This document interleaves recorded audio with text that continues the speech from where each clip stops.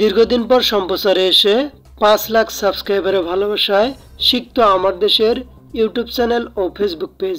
গত বুধবার এই মাইলফলক স্পর্শ করেছে পত্রিকাটির ইউটিউব চ্যানেল ও ফেসবুক পেজ।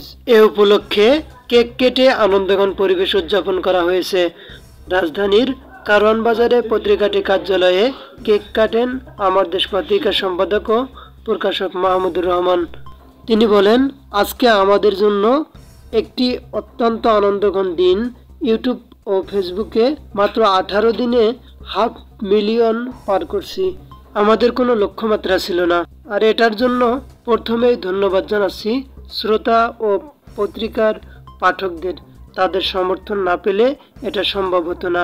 মাহমুদুর রহমান বলেন, আমরা সিরিয়াস ইস্যু নিয়ে লেখালেখি ও কন্টেন্ট তৈরি করি, যেটা অন্য চ্যানেলগুলোর সাথে পার্থক্য আছে। আমি কল্পনাও করতে পারি নাই এত সিরিয়াস ইস্যুর মধ্যেও মাত্র 18 দিনের মধ্যেই 500,000 মাইলফলক পার করতে পারবো। আমাদের দর্শকদের মধ্যে এই সিরিয়াস বিষয় নিয়ে চিন্তাভাবনা করার জন্য প্রচুর মানুষ আছে।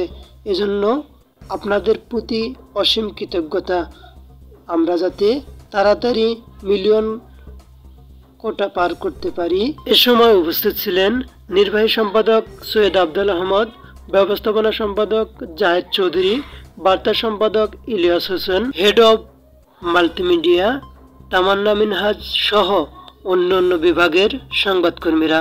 2024 সালের 22শে ডিসেম্বর অফিসিয়ালি যাত্রা শুরু করে ডেইলি আমার দেশ ইউটিউব চ্যানেল ও ফেসবুক পেজ।